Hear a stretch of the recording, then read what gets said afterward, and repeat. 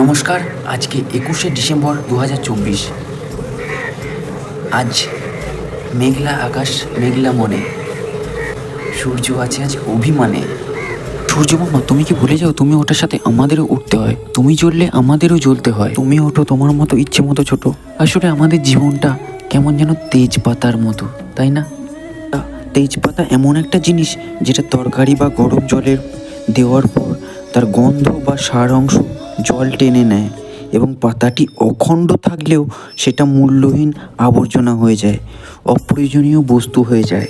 নিজের সব অস্তিত্বটুকু উজাড় করে দিয়ে মূল্যবান তেজপাতাকে হয়ে যেতে হয় মূল্যহীন আবর্জনা। রান্নাঘরে সুন্দর সিংহাসন ছেড়ে যার ঠাঁই হয় ভাগাড়ে।